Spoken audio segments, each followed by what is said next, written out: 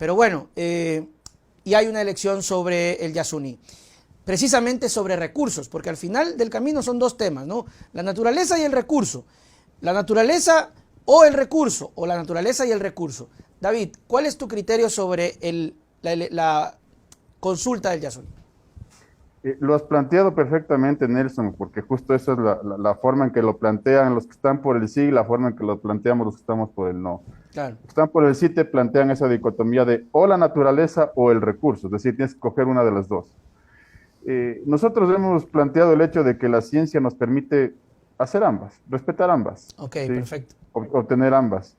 Y lo hemos demostrado porque hace 10 años cuando se planteó esta consulta todo se basaba en supuestos, porque no había explotación todavía. Entonces nos decían, ¿qué pasaría si se explota el ITT? Y te decían, se va a devastar el parque, se va a exterminar pueblos, etcétera. O sea, una serie de suposiciones. Hoy, 10 años después, no tenemos suposiciones, sino realidades, porque ya tenemos 10 años operando, 6 años de esos 10 produciendo petróleo. Perfecto. Y tenemos el resultado concreto, real, de la real afectación ambiental como de los recursos económicos que se han recibido. Y quisiera empezar por lo primero. Yeah. En el tema de la afectación ambiental, hay 80 hectáreas intervenidas, que ya están intervenidas además, que no van a dejar de estar intervenidas si es que alguien vota así, de un total de 1 millón de hectáreas que tiene el parque. Eso es poco. Es decir, es poco la relación. Y nosotros, un poco para graficar esto, sobre todo a la gente que conoce Quito, le hemos dicho, es como haber intervenido en un área similar al Parque La Carolina, dentro del área total de toda la provincia de Pichincha. Dios. Sí, esa es la relación que se hace. Ese es el área, David, perdón que te interrumpa, que está ahorita extrayéndose. Exacto, es el área intervenida donde se ha hecho facilidades y demás. Yeah. Por otro lado, no existe ninguna prueba, yo les he emplazado en varios debates televisados, en radio, a los ambientalistas, y les he dicho, denme una sola prueba de que una sola especie de flora o fauna haya sido afectada por la explotación petrolera en este bloque, y no la tienen, no la hay, Okay. porque simplemente eso no ha ocurrido, ¿sí? Digamos Porque que se ha hecho bien la explotación. sí, es que además ya voy a hablar de las inversiones que te voy a explicar por qué se hace bien, Claro. ¿no? Porque hay mucho dinero del pueblo ecuatoriano metido también ahí.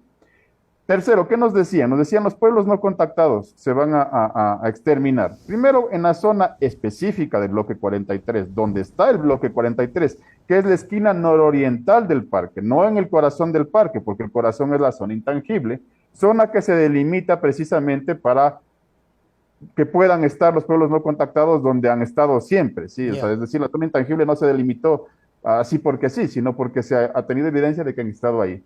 El bloque está fuera de esto, ¿sí? Está en la esquina nororiental y en la zona del bloque no hay pueblos no contactados, sino pueblos perfectamente contactados. Yeah. Hay 7 comunidades de la nacionalidad quichua, perdón, 6 comunidades de la nacionalidad quichua y una comunidad de la nacionalidad guaraní, ¿sí? Ambas nacionalidades han expresado su rechazo a la consulta. Okay. ¿Por qué?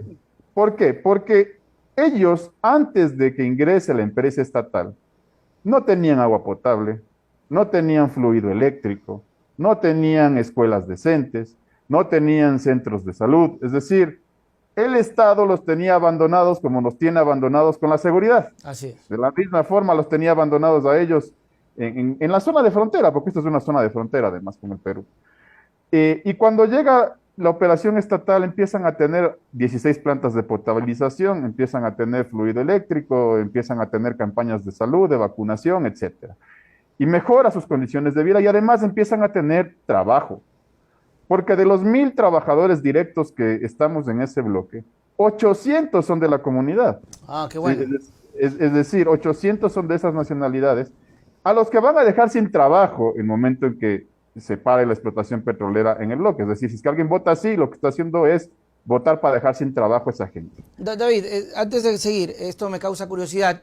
Si la elección termina con el sí ganando, este bloque que está ejecutando trabajos desde algún tiempo tendría que salir. Así es, se para la operación y además se tiene que desmontar la infraestructura. Y eso cuesta, yo te voy a hablar de los números. Sí, porque todo eso yo cuesta. Pensaba, David, yo pensaba que, perdón la ignorancia, yo pensaba que, bueno, la consulta era para tal vez proteger el área circundante o luego de lo que ya estaban trabajando. Yo pensaba que era así. No, no, no, O sea, no. tendrían que asunto salir. es pare de producir petróleo y sálgase de aquí. Oh, Eso es lo caramba. que básicamente nos están planteando, ¿no? Y ahí te voy a hablar del tema económico, en cambio. Ya, Ya, porque ahora también nos dicen, no, es que este bloque no da nada. Te voy a dar ya, las cifras históricas reales, que además han sido, y te voy a hablar también de los candidatos presidenciales, porque cada cual ha sacado cosas del estómago también en este tema. Pero las cifras reales son que el pueblo ecuatoriano de su bolsillo, porque aquí opera la empresa estatal, aquí no opera, perdón, ninguna empresa privada, sino la estatal, ya. ha invertido 1.800 millones de dólares en infraestructura. En la infraestructura petrolera más moderna que tiene el país. Razón por la cual hemos podido hacer lo que hemos hecho con la ingeniería que hemos implementado para cambiar la forma de explotar, a diferencia de lo que sucedía con Texaco, de lo que se ha hecho en el resto del Oriente. Acá hay una operación mucho más moderna, mucho más ingenieril, y que ha modificado la forma de extraer el petróleo. Ya voy Ujú. a explicarte también un poco eso en detalle. De esto se han entregado 4.700 millones de dólares en utilidades en 6 años al Estado ecuatoriano. Solo el último año, ahora que han empezado a amortizarse las inversiones, se entregó 1.200 millones de dólares en utilidades. De ahí sale la famosa cifra del 1.200. Claro, Que además esto se puede calcular con matemática simple, porque las cifras están publicadas y quien entiende esto lo puede calcular. Te voy a hacer el cálculo rapidito. dale. El año pasado se producen 18.4 millones de barriles a un costo de producción de $17 el barril. Si multiplicas eso, te da cerca de 300 millones de dólares en gastos, tanto en inversión como gastos operativos. En costos, perdón, no gastos, costos Ya. operativos como costos de inversión. Si es que multiplicas eso por el precio de venta de ese crudo, que el año pasado el promedio fue $82.71 del precio de venta, te da 1.534 millones de dólares de ingresos. Si tú restas los ingresos menos los egresos, te da 1.200 millones de dólares. Y por eso te decía que alguna gente saca cifras del estómago. Ayer escuchaba a un candidato presidencial, y no voy a dar nombres para Para que no que se no me digan politice. para que no se politice, pero Ya. ayer escuchaba un TikTok de un candidato presidencial que dice, sí, se entrega 1.200, pero eso solo le queda 500 al país. Del estómago. Ya. El estómago. Hay otro candidato presidencial que dice, no, si producir ese crudo cuesta como $59, pues, y como el precio de venta es 60, nos queda solo $1. Y también está el criterio de que no sirve el crudo, de que es muy pesado, de que no También, funciona. imagínate, si no funciona, si no se puede, si fuera brea, como dicen, no podríamos producir 58.000 barriles de brea, pues, por día, que es lo que producimos todos los días. Entonces, a ese nivel han llegado, ¿no? De sacar cosas del estómago, y por eso a mí me molesta la ignorancia, porque hay que decirlo así, la ignorancia de los candidatos presidenciales que deberían inteligenciarse de un tema tan importante, de Claro, sacar cifras del estómago para quedar bien con alguien. el dato, sí, el dato es que se antepone un asunto que sí, yo concuerdo contigo, David, que a veces la falta de información nos afecta, y te digo, afecta, y escucho, y solamente se antepone el tema ambiental, y parece que es como una especie de, no sé, de chaleco de, si te preguntan inconscientemente, tú dices, no, yo estoy a favor del ambiente, sin saber, o por quedar bien, o porque suena bonito, ¿no? Porque suena bonito decir, y tú estás de acuerdo. Claro, yo ambientalista, cuando realmente somos de los que dejamos el agua que se vaya y tiramos y somos una desgracia. Pero si nos preguntan, no, somos ambientalistas.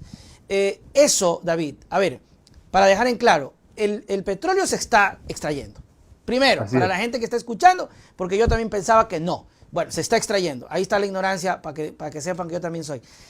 Yo pensaba que no. Ahora, ¿qué les preocupa a quienes luchan por el tema? ¿Que tal vez se expanda más y se termine de afectar a algunas otras zonas? No, no, no, es que además eso no va a ocurrir porque todo se hace en base a las licencias ambientales aprobadas, es decir, ya no puedes expandir más. Ya. Lo que hemos hecho los técnicos, los ingenieros, ahí te iba a explicar lo de Texaco. A ver, ¿qué hacía Texaco antes? Texaco, para perforar un solo pozo en vertical, tenía que abrirte 2 hectáreas de selva, y en las mismas 2 hectáreas te ponía la piscina de desechos, las Ya. famosas piscinas de desechos. ¿Qué hacemos en el ITT, técnicos nacionales ahora? Hemos hecho un esfuerzo de ingeniería y en 2 hectáreas te metemos 40 pozos, Ya. ¿sí? Direccionales, y ninguna piscina de desechos, porque nosotros hemos erradicado esto de las piscinas de desechos, hemos erradicado en el ITT los mecheros, no hay un solo mechero en el ITT. Ok. Y lo que hacemos es que todos los residuos, tú sacas del crudo, lo separas, lo bombeas, y lo que te queda de agua y lo que te queda de residuos de la perforación, lo estamos reinyectando al reservorio de donde vino. Es decir, ni siquiera lo estamos enviando a otro lado, sino que lo regresamos a donde vino. Entonces, el asunto es que en el ITT la operación es totalmente diferente, totalmente limpia, y por eso es que no ha habido eventos que hayan afectado la selva o el agua. ¿Qué te dicen los ambientalistas? Porque también les encanta dar información a medias, ¿no? Le dicen, no, es que el Ministerio del Ambiente tiene reportados 22 eventos de derrame. Ya. No leen el informe completo del Ministerio de Ambiente, que te dice que no son derrames, sino que son incidentes en las mismas instalaciones operativas de Petroecuador. Ya. ¿Y cuál es la diferencia? Que si tú tienes, por ejemplo, un tanque que se va a rebosar o que está goteando, nosotros en el ITT por ingeniería instalamos una estructura que se llama de cubetos. Para que la gente me entienda, supóngase Ya. que tiene un vaso lleno de agua en la cocina y ese vaso se le puede regar porque usted lo llena de más o porque tiene un huequito.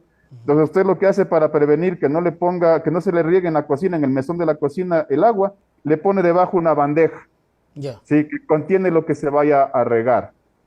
Y si es que se le riega agua, usted se da cuenta a tiempo, le para y dice, a ver, voy a limpiar la bandeja. ¿De dónde recoge el agua? De la bandeja, Ya. ¿sí? El total reportado por el Ministerio de Ambiente, según el informe, es de que en 10 años de operación, lo único que ha habido es que a esa bandeja le han caído 5 barriles de crudo y 2 barriles de diésel en 10 años de operación. Y todo se ha recuperado de la bandeja. ¿Por qué? Porque además tenemos en el ITT, por eso es tanta la inversión, sistemas de apagado automático. Si es que pasa algún evento de estos, los sistemas automáticos lo detectan y mandan a apagar toda la producción. Has de haber escuchado que a veces nos recriminan y nos dicen, vean como ayer Petroecuador perdió 30,000 barriles de producción. Claro. Justo por el sistema de apagado automático. Pues porque cuando pasa algo, lo primero que se sacrifica es la producción, se manda a apagar todo y luego se remedia este asunto. Entonces, en el ITT no ha habido una gota de crudo en 10 años que haya caído a ríos o a selva. O sea, esa es la diferencia. David, ¿cuál es el perjuicio para el Estado? No Guillermo Lasso, porque Guillermo Lasso es un ave de paso que ya se va, así como todo presidente. El Estado, si llegara a parar operaciones el ITT. Primera pregunta. Segunda, ¿crees tú, David, que ha ahondado en el común denominador de la gente el hecho de que lamentablemente este gobierno no ha cumplido con las necesidades y que ese dinero que tal vez llega no siente el ciudadano y el ciudadano te dice, porque yo entiendo la explicación que das, pero el ciudadano en la calle dice, sí, todo puede ser, pero yo no veo obras, aquí seguimos olvidados, no me vengan a decir que tenemos plata del petróleo, ¿dónde está esa plata? Ya, yo te voy a decir dónde está. Yo te voy a responder las dos preguntas en una. A ver, Dale. ¿cuál es el perjuicio para el Estado?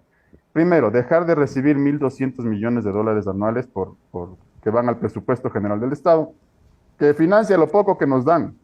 Sí, porque lo poco de educación y de salud que te dan viene de ahí. O sea Desde que sería peor. Exacto, es peor. Si ahora tienes un presupuesto con 4.000 millones de dólares de déficit, vas a tener después un presupuesto con 5.200 millones de déficit. Así de simple. Entonces te lo van a empeorar. Segundo, vas a tirar a tacho de la basura 1.800 millones de dólares que ya como pueblo pusiste. ¿Sí? Porque esto no es que se puede desmontar y luego vamos a ponerlo en otro lado. Esto se desmonta y va a la chatarra, así de simple. Tercero, a más de no recibir 1.200 millones, te va a costar 2.000 millones de dólares más porque tienes que desmontar la infraestructura. ¿Sí? Y la infraestructura es más difícil de desmontar que montar porque, por lógica, si yo ya estaba bombeando crudo por tubería y quiero desarmar esa tubería tiene crudo dentro. Por supuesto. Entonces viene la dificultad de hacer este desmontaje con cuidado ambiental y eso cuesta más. 2.000 millones de dólares que le van a sacar del bolsillo del pueblo ecuatoriano. ¿Sí? Tercero, el impacto ambiental, porque aunque no lo crean, hay más impacto ambiental en desmontar que en dejarlo.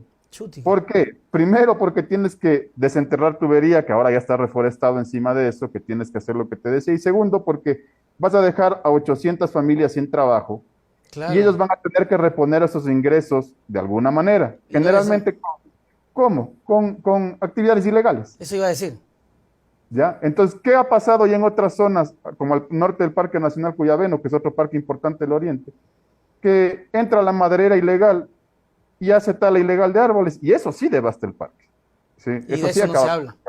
Y de eso no se habla. Entonces, esas son las consecuencias. Ahora, ¿qué más? ¿Qué le va a pasar al bolsillo de la población? Porque de pronto esto no le siente. Tú recordarás que hace un año a mí mismo me persiguieron por haber defendido el hecho de que se podía mantener bajos los precios de los combustibles. Claro, pues yo me acuerdo. Y que tú te solidarizaste incluso con esa persecución que me hicieron a mí. Claro, te dieron palo. Claro. ¿De dónde se sustentaba los precios bajos de los combustibles? Del hecho de que producimos petróleo y de que refinamos petróleo. Entonces, hay una contradicción entre pedir precios bajos de los combustibles y decir también, pero deje de producir petróleo. Hay una Porque ahí contradicción. sí ya no se sustenta el hecho de mantener bajos los precios de los combustibles. ¿Qué va a pasar? Y ya lo dijo Guillermo Lazo.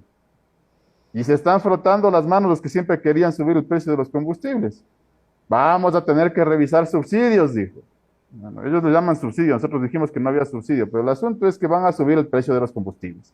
¿Dónde ve la población el petróleo? Ahí a eso iba justamente. Si es que de pronto no le ven el presupuesto, porque de hecho el presupuesto le falta plata, como decíamos, está en el presupuesto. Lo poco que tenemos en el presupuesto, la tercera parte viene del petróleo, ¿sí? Pero si no le siente ahí, usted le siente cada vez que paga 1.60 por una bombona de gas. Claro.